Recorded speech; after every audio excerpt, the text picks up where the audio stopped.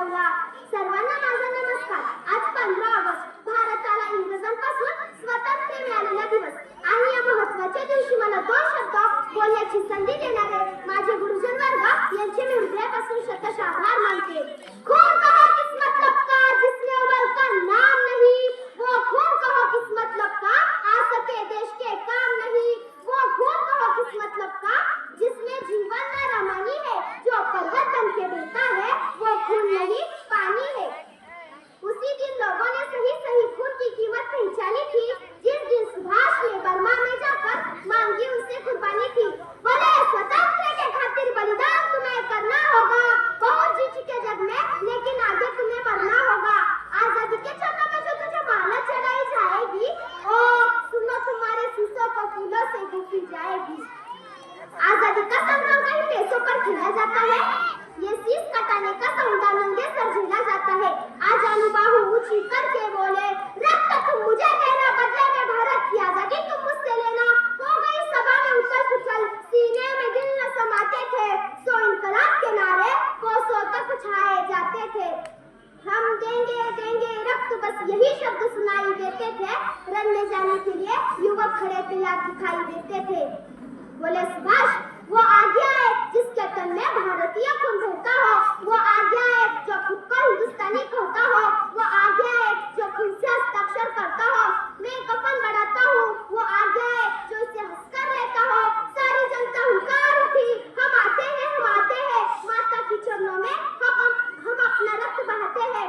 उस दिन देखा साहस भरे युवक बढ़ते ही जाते थे, चाकू छुरी कटारों से अपना रक्त बहाते थे और उसी रक्त के शाही में अपना कलम डुबोते थे और आजादी के फरमाने पर खून से हस्ताक्षर करते ही जाते थे.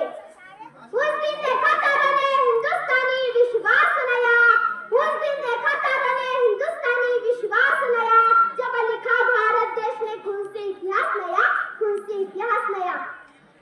स्वतंत्र मिळाला आहे ना, इतक्या सहज सहजी नाही मिळालं. वंदनीय मंगल पांडे, भगतसिंह, राजगुरू, सुखदेव, चंद्रशेखर आझाद, वीर सावरकर, डॉक्टर बाबासाहेब आंबेडकर, राणी लक्ष्मीबाई अशा कितीतरी महावीरांनी आपल्या प्राणाचे बलिदान दिले. आपल्या देशासाठी त्यांचे रक्त सांडलं. अशा महावीरांना मी नमन करते. आपल्या नशिबात देशासाठी रक्त सांडण्याची, देशासाठी प्राण अर्पण करण्याची संधी नाही, परंतु आपण देशाची सेवा मात्र करू शकतो. खरंच नशीबवान होते ते लोक जे देशासाठी केवळ जगलेच नाही तर देशासाठी प्राणही अर्पण केले.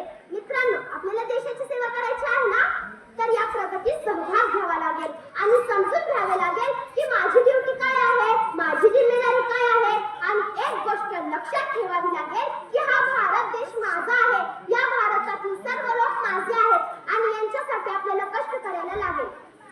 मित्रांनो, आपल्या देशाकडे कष्ट करण्यासाठी, देशाच्या स्वप्नपूर्तीसाठी 280 करोड हात आहेत आणि आज आपला भारत देश हा प्रगती पथावर सुद्धा चाललेला आहे. गेल्या काही वर्षांपूर्वी आपला भारत देश विद्यार्थी अर्थव्यवस्था होती, पण आज मित्रांनो आपल्या भारत देशाने इतकी प्रगती केली आहे की आज आपला भारत देश ही 5वी अर्थव्यवस्था आहे. आपल्या कार्यकालात आपण ही अर्थव्यवस्था दुसऱ्या क्रमांकावर नेली नाही तर आपण खूप काही केलंय असं समजू नका. शिक्षक आपल्याला 5 तास थांबून शिकवायचं, तिथे ते कष्ट करून 8 तास शिकवतात. हीच तर देश सेवा आहे. आणि हा मित्रांनो, जेव्हा गरुड आकाशात उडतो ना, तर तेव्हा त्याचं लक्ष जमिनीवरील घरट्यातल्या पिल्लांकडे असतं. तसेच आपल्या शाळेतल्या सर्व शिक्षकांचं लक्ष आपल्या विद्यार्थ्यांकडे असतं. खरंच खूप अलर्ट असतात, खूप अवेअर असतात ते आपल्या विद्यार्थ्यांबद्दल. आणि हा मित्रांनो, आपल्याला देशाच्या प्रगतीत सहभाग घ्यायचा असेल, देशा विश्वगुरू बनवायचा असेल तर फक्त आणि फक्त एकच मार्ग आहे, तो म्हणजे शिक्षण शिक्षण शिक्षण. मित्रांनो, आपल्याला तर माहितच आहे गेल्या काही वर्षांपूर्वी कोरोनामध्ये मृत्यूचं तांडव उठलं होतं. सगळं जग जागेवर थांबलं होतं. हजारो लोक मृत्युमुखी पडत होते आणि अशा सर्वात खराब परिस्थिती अमेरिकेची झाली होती. तेव्हा अमेरिकेचे अध्यक्ष माननीय श्री डोनाल्ड जॉन ट्रम्प यांचा फोन आपल्या भारताचे प्रधानमंत्री माननीय श्री नरेंद्र मोदी यांना आला. अमेरिकेचे अध्यक्ष काय म्हणतात मित्रांनो, महोदय, कोरोनामुळे अमेरिकेची परिस्थिती खूप बिकट आहे, लोक मृत्युमुखी पडत आहेत, पॅरासिटामॉल या औषधाची कमतरता खरंच खूप भास लागली आहे, कृपया भारताने अमेरिकेला मदत करावी.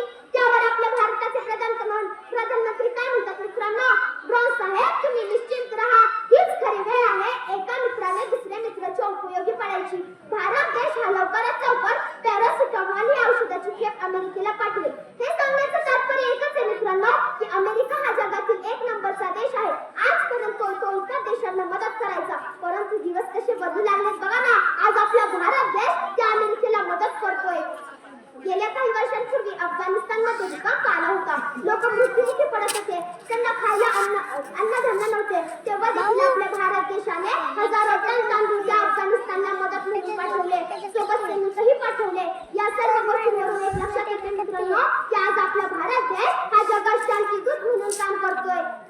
गेल्या काही वर्षांपूर्वी श्रीलंका ही जगाकडे आस लावून बसली होती की माझ्या मदतीसाठी कोण येतंय का, तेव्हा देखील आपल्या भारत